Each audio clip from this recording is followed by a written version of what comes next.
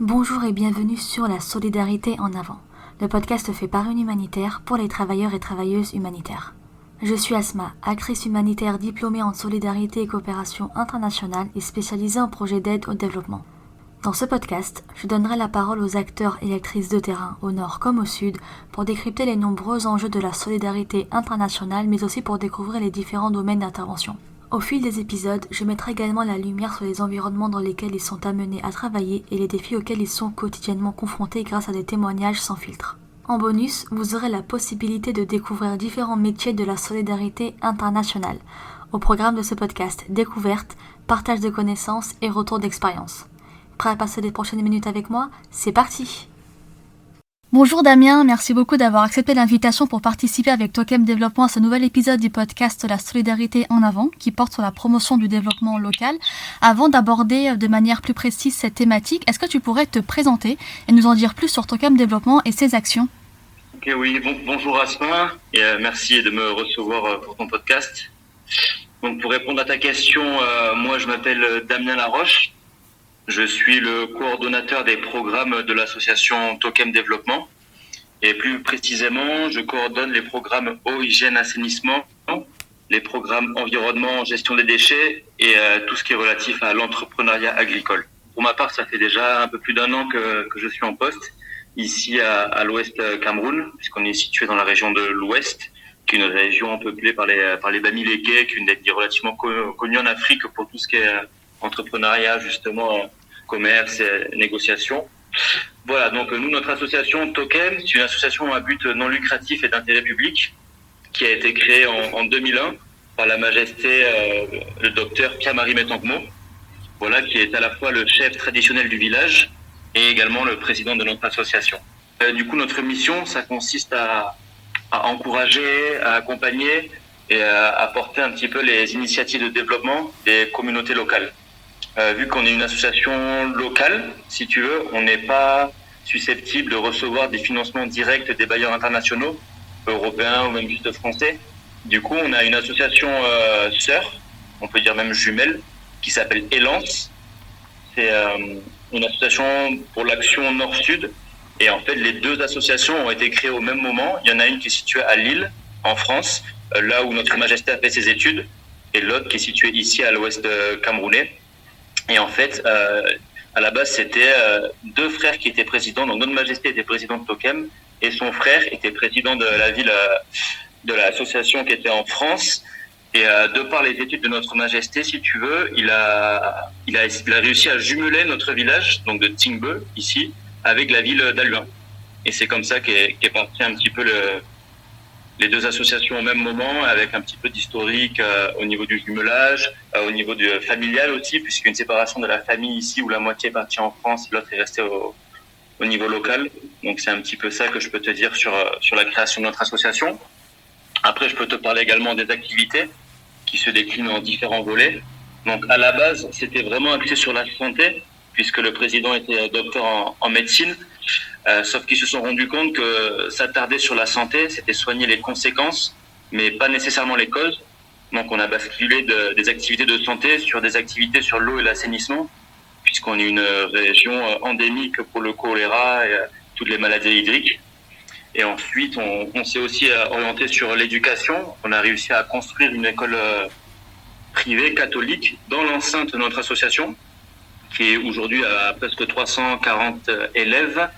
Donc ça va de la maternelle au CM2 et on a tout un volet parrainage dans cette école où on recherche en fait des parrains en France pour les enfants les plus vulnérables qui ont des ménages à difficulté par exemple, pour pouvoir leur permettre de réaliser leurs études au niveau scolaire et que tout soit pris en charge, que ce soit la cantine, la restauration, le déplacement aller-retour, mais aussi tout ce qui est matériel scolaire, donc les livres, les sacs à dos et les trousses. On a également des activités au niveau de l'environnement et de la gestion des déchets. Donc, on est une des premières associations camerounaises à avoir travaillé dans ce domaine-là. Et dans notre ville voisine, donc la ville de Tchang, qui est une assez grande ville, à peu près 400 000 habitants, il y a 4 ans, si je ne dis pas de bêtises, l'association a mis en place une agence communale de la gestion des déchets en construisant également des réceptacles de collecte, un centre de traitement avec plusieurs unités de tri et de compostage afin de créer une économie circulaire par la revente des bio-engrais et biocompost. Donc, fort de son succès, si tu veux, ce projet a été dupliqué ensuite dans une autre ville, à Mbouda, et ça fait presque 3 ans qu'on est là-bas et le projet arrive à son terme sur le même principe, c'est-à-dire mise en place d'une régie communale de gestion des déchets avec la construction de points de collecte. Donc, à l'époque où il y avait des dépôts sauvages, maintenant il y a des points de collecte avec des bennes à ordures, etc., comme on peut trouver en Europe, avec un circuit de collecte au niveau des camions qui ramène ça dans un centre de traitement et voilà, pour traitement et tri des déchets. Voilà un petit peu ce qu'on fait actuellement. On a le volet agricole où on a appuyé la création d'une coopérative qui permet de racheter le surplus de production aux agriculteurs de la région de manière à commencer à transformer un petit peu les produits, que ce soit la purée de piment, la purée de tomate, le coulis de tomate, le piment en poudre, l'huile de piment, etc. Ce sont des produits extrêmement consommés ici et bien sûr c'est agriculture raisonnée. C'est pas encore biologique, mais ouais, on essaye de tendre vers ça au maximum. Et là actuellement on a un projet aussi de valorisation des excrétas, donc pour récupérer un petit peu les fesses et les urines dans les latrines écologiques construites dans les environs afin de les revendre derrière en tant que urée et engrais après transformation. Et on a également tout un volet tourisme solidaire où on a un centre touristique ici qui permet d'héberger les gens, et de la restauration, on propose des excursions, etc. Et pourquoi solidaire ? C'est parce que 15% des recettes du centre touristique sont reversées au projet de développement. Que ça soit au niveau de l'école à l'éducation ou dans les autres projets, on reverse en fait la plupart des recettes, en tout cas 15% dans ces projets-là. Et le centre touristique est 100% autonome, donc il fonctionne au solaire. On a des chauffe-eau pour l'eau, on a un pompage qu'on va mettre, pareil, au pompage photovoltaïque puisqu'on a un forage sur place, donc on est autonome en eau. On a des potagers solidaires, on fait pousser dans le respect de l'environnement un peu les fruits et les légumes qu'on peut trouver ici pour les cuisiner directement au centre touristique. Voilà, et notre plus gros volet, c'est vraiment l'eau, l'hygiène et l'assainissement, où actuellement on a entre 4 et 5 projets en cours. Et du coup, c'est un petit peu le volet où on a le plus d'expérience, puisque ça fait 17 ans qu'on exerce dans ce domaine-là. On a une vingtaine de collaborateurs très expérimentés, donc ça va de l'hydrogéologue à l'ingénieur, etc. Et voilà un petit peu tous les volets dans lesquels on intervient. Donc c'est large. On est une structure actuellement de presque 70 employés. Et là, ça fait 1 an où on a même des projets d'urgence qui concernent l'insertion socio-professionnelle des déplacés de guerre de la zone anglophone, puisqu'on a une zone en crise ici depuis 2017, où il y a une guerre sécessionniste de tous les anglophones à la frontière du Nigeria et qui dure. Et du coup, on a plus de 1 million de déplacés à l'intérieur du pays qu'on essaye de réinsérer à travers ces projets-là qui sont financés par l'ambassade de France et les ministères des Affaires étrangères. Bah écoute, merci beaucoup pour cette présentation qui est très complète. On constate que l'ensemble de vos actions sont vraiment axées sur l'accompagnement au développement. Et du coup de ça, quelle est la vision du développement pour Tokem Développement ? Bon, mais nos visions sont claires. Déjà, c'est améliorer les conditions sanitaires des populations avant toute chose. Donc, c'est proposer des services de base, si tu veux, qui répondent aux premières strates de la pyramide de Maslow. Je ne sais pas si tu es familier avec cette pyramide. Oui, les besoins vitaux. Ouais, voilà, donc avant tous les besoins vitaux, donc l'hygiène, la santé, l'eau potable et l'éducation, puisqu'on est en milieu rural, nous, donc c'est vraiment des services qui sont pas vraiment disponibles. Il y a tout simplement pas de réseau d'eau, quoi. Si on n'intervient pas, il y a rien du tout ici. Évidemment, améliorer les conditions d'études et d'apprentissage des enfants en situation scolaire, puisque les écoles publiques sont dans certains états complètement délabrés, en piteux état, on peut dire, et en mesurant les propos. Donc heureusement qu'on a cette école privée qui est subventionnée par le parrainage et qui permet aux enfants, tu vois, d'avoir un taux de réussite relativement haut au niveau du CM2, puisqu'au Cameroun, il y a un examen à la fin du CM2 qu'on appelle le CEP, et qui permet ensuite aux élèves de pouvoir passer au collège. Donc s'il y a trop de corvées d'eau, s'il y a trop de maladies hydriques, si le niveau d'éducation est trop faible ou si l'école est délabrée, donc la saison des pluies dure 6 mois, il faut savoir que dans les écoles, il y a quand même de l'eau qui coule des fois du plafond, on met des seaux, ça rend difficile l'enseignement. Déjà, pouvoir améliorer les conditions d'études et d'apprentissage de la jeunesse, qui sera le futur de ce pays, pour nous, c'est vraiment primordial on se rend compte que l'an dernier, on a eu 100% de réussite à l'examen de CM2, donc on est extrêmement satisfait de cette situation-là, et on espère envoyer le maximum de jeunes du village dans les études supérieures. Ensuite, nous, ce qu'on veut, c'est promouvoir le développement local durable qui bénéficie en priorité aux populations les plus vulnérables. Voilà, nous, ce qu'on vise, c'est pas l'amélioration des conditions de vie des élites, mais vraiment des populations les plus vulnérables. Donc, comme on est en milieu rural, c'est vrai qu'ici, 98% des gens vivent de l'agriculture ou en tout cas pratiquent une activité maraîchère.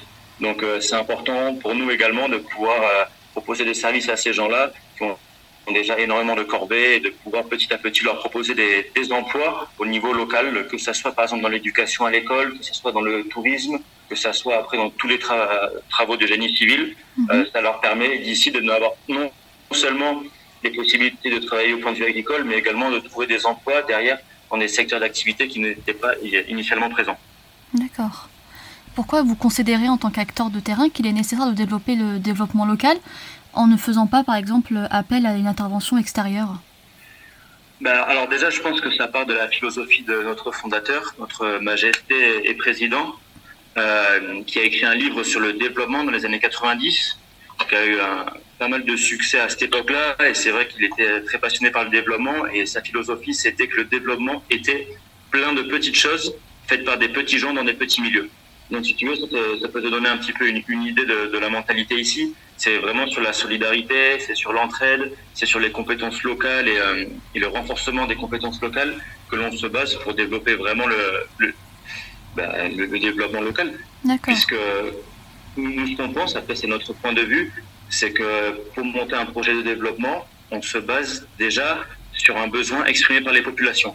On n'est pas dans une logique de décaissement ministériel, on est vraiment dans une logique d'écoute de la population qui fait remonter un besoin, soit à travers ses élites, soit à travers de différents comités, où derrière on essaye de monter un projet en collaboration avec la population locale, pour bien entendu déjà les inclure de la base, essayer de correspondre le maximum à leurs attentes.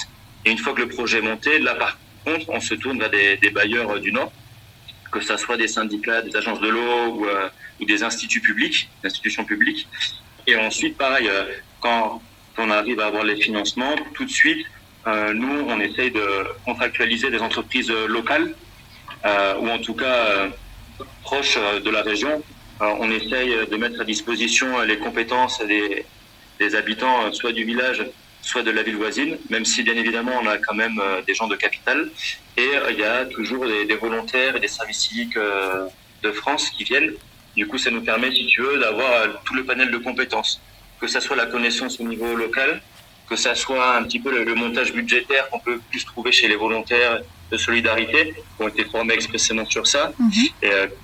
Et voilà, et avec un petit peu toutes les différentes ethnies qui font partie de notre association, les différentes d'âge et de culture, si tu veux, ça nous permet derrière, nous, d'avoir un panel de compétences qui répond concrètement aux besoins des populations.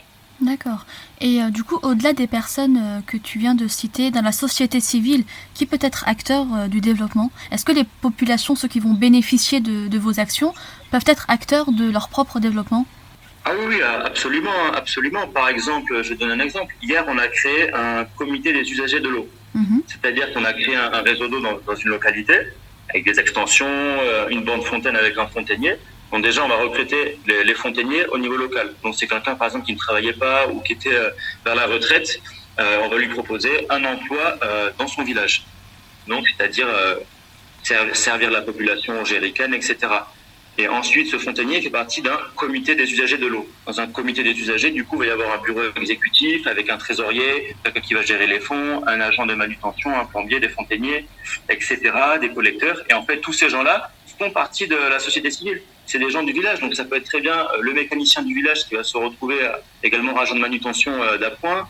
Ça peut être un petit peu tout le monde qui se sent volontaire et engagé. Et pour ce faire, bien évidemment, on passe par la sensibilisation et la communication. Donc on a tout un volet de sensibilisation dans les associations à base communautaire, dans les quartiers, dans les associations de femmes, dans les écoles, qui permettent de sensibiliser justement la population, ou les populations, puisqu'on parle par exemple des Bororo, des Bamileke en disant les populations, d'être au courant de notre projet, de s'assurer leur adhésion et derrière de motiver leur engagement. D'accord. Merci beaucoup pour ces précisions. Et du coup, quelles difficultés vous pouvez rencontrer avec Tokem Développement lorsque vous voulez justement promouvoir le développement local? Pour moi, il y a vraiment deux points dans ces difficultés. Le premier point, c'est vraiment l'appropriation du projet par les bénéficiaires. Même s'il y a de la communication et de la sensibilisation, elle est parfois pas assez effective, ou parfois il y a des groupes un petit peu réfractaires par rapport à certains aspects du projet. Donc ça arrive toujours, il y a toujours un petit pourcentage, mais parfois il se fait ressentir un peu plus qu'ailleurs. Je vais te donner par exemple un exemple. Il y a quelques mois, j'étais dans un village très très reculé ici, où il y avait de la sensibilisation sur les bonnes pratiques d'hygiène, et notamment sur le lavage des mains. Et il y a eu des réactions dans l'assemblée, donc ça ciblait principalement les enfants de l'école. Il y avait également les parents qui étaient là et quelques hommes. Et en fait, pour reprendre leur terme, se laver les mains, c'est un truc de blanc, c'est nous détourner de Dieu, parce qu'à l'époque, on se lavait jamais les mains, et moi, je suis encore en vie. Voilà, donc c'est le genre de discours où ça peut vite monter dans les tours, etc. Et du coup, nous, des fois, on peut se heurter à des mentalités comme ça, où les gens ne voient pas que c'est dans leur intérêt, surtout de leurs enfants, de se laver les mains après le chant, après être allé aux toilettes, pour éviter la propagation des microbes et des maladies. Certains individus, certains groupuscules, si tu veux, ont une réticence par rapport à certains aspects. Donc ça peut être une difficulté, où on va essayer d'échanger et essayer de les faire raisonner, même si parfois c'est un peu compliqué dans certaines localités. D'accord. Donc ça, c'est la première difficulté, si tu veux, c'est vraiment l'appropriation du projet. Bon, là, je t'ai cité un exemple, mais il peut y en avoir d'autres. Et la deuxième difficulté, pour moi, c'est la plus conséquente, c'est vraiment les relations avec les autorités locales. Donc, par là, j'entends mairie, sous-préfecture, préfecture, et tout ce qui est sectoriel et délégation ministérielle.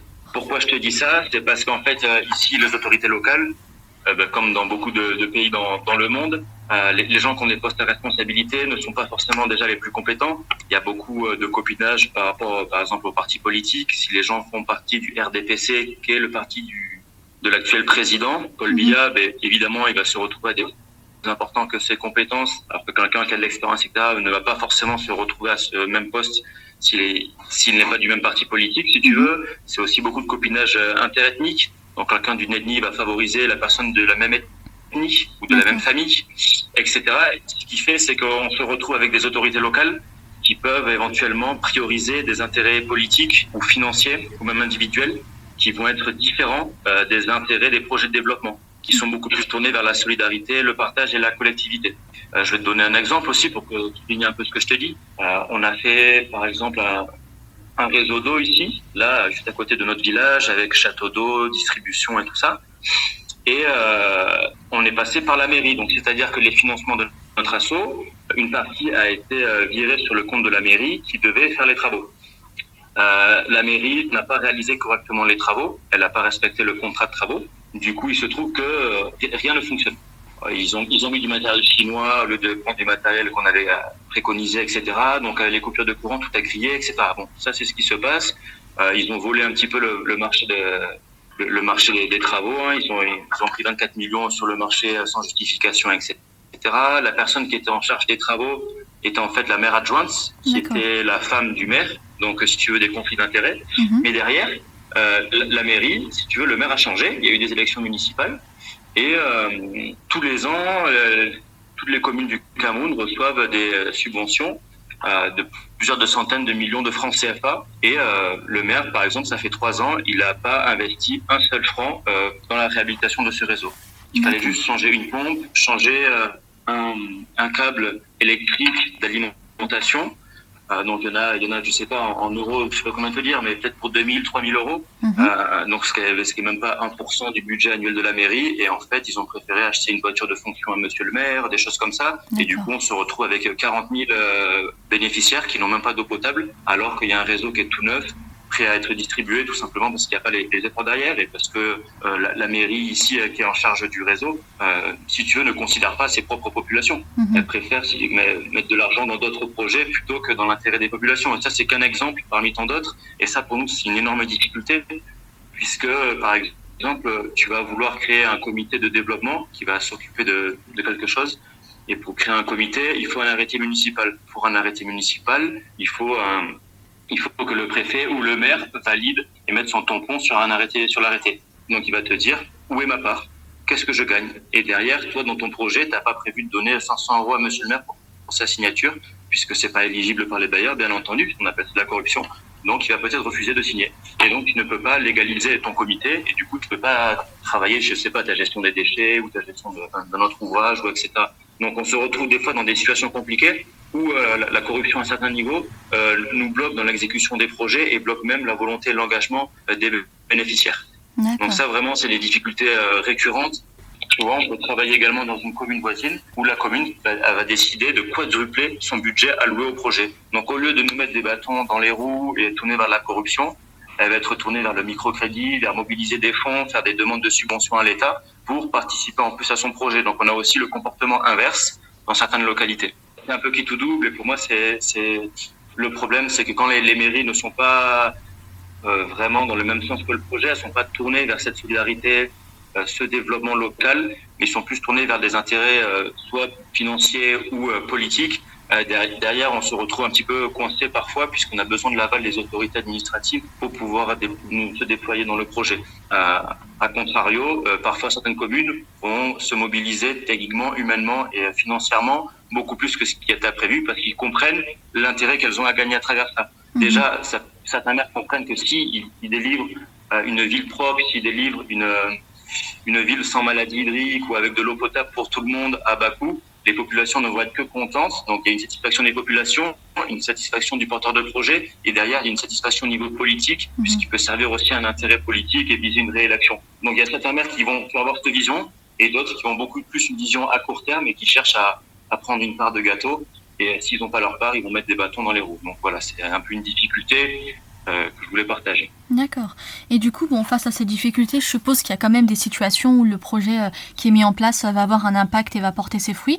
Et du coup, quelles vont être les caractéristiques d'un projet local impactant ? Déjà, il faut une excellente communication avec les municipalités et avec les chefs traditionnels. Puisque ici, nous, au Cameroun, on vit tous dans des chefferies où il y a vraiment des chefs traditionnels, donc premier degré, deuxième et troisième, qui ont le même statut, certains qu'un maire pourrait avoir en France. Si tu veux. C'est une autorité traditionnelle et aussi administrative qui peut être rattachée à la préfecture. Dans les chefferies de premier degré, le chef est rattaché directement à la préfecture. Donc si tu veux, c'est hyper important déjà d'avoir une véritable communication, d'être en bon terme avec toutes les autorités traditionnelles, avec qui normalement on a eu une collaboration dans le montage du projet. Et ensuite derrière, il faut vraiment une écoute des populations pour être certain que les besoins soient bien exprimés. Derrière, il faut viser les communes dont on sera sûr un véritable engagement de la mairie, quoi. Donc maintenant, c'est un petit peu comme ça qu'on voit les choses avec l'association. C'est se tourner vers les municipalités où vraiment il y a un véritable désir de l'exécutif municipal de mener à bien des projets pour le bien de sa population, pour le développement collectif et individuel des bénéficiaires. Et on se rend compte que si on se tourne vers les mairies motivées, là, ça se passe extrêmement bien, plutôt que parfois d'insister dans une localité où il y a plus de besoins, plus de gens vulnérables, mais finalement se trouver dans la même situation 2 ans plus tard, et encore 2 ans plus tard la même situation, et ne pas avoir une véritable évolution. Donc on a décidé maintenant, pour favoriser le développement local, de travailler avec les acteurs les plus engagés. D'accord. Et est-ce qu'il y a d'autres éléments que du coup Tokem Développement essaye de mettre en place justement pour avoir des projets impactants ? Ouais, nous, il y a vraiment l'aspect interculturel. Par exemple, pour tout ce qui est recrutement d'une nouvelle équipe pour un projet, on va faire le recrutement via un étranger. Donc, ça peut être soit un Africain qui vient d'un autre pays, soit un Français, Suisse ou Allemand, ou un volontaire, peu importe. Parce que dans le recrutement, si on le fait, si je peux dire, à l'européenne, les gens se basent uniquement sur les compétences et l'expérience. Voilà. Et c'est que ça qui nous intéresse pour l'exécution du projet. Alors que si on fait passer, si l'entretien est réalisé par une personne du village, il aura toujours tendance à favoriser quelqu'un de son village, de sa famille, etc. Et du coup, on ne sert pas l'intérêt du projet, mais on sert un intérêt familial. Donc notre majesté, notre président même, qui a vécu aux États-Unis de nombreuses années, par exemple, il va passer par ça. D'accord. Tu vois, sur le recrutement, pour s'assurer qu'on va pas être dans le copinage, mais qu'on va être là sur les compétences, qu'on va donner sa chance à des étudiants, on va prendre des stagiaires, etc. On va essayer vraiment de monter en compétences tous ensemble avec ce qu'il y a localement. Sans bien sûr, sans préférence, oui, tu vois. D'accord. Oui, vraiment privilégier l'expérience comme tu le disais. Ouais, parce que tu vois, par exemple, je vais donner un exemple, mais on avait fait des recrutements pour des instituteurs pour le renforcement de compétences des personnes déplacées internes à cause des conflits armés. Donc, on avait trouvé un instituteur qui arrive du conflit armé, donc un anglophone, qui arrive de cette région, compétent, etc. Donc, forcément, nous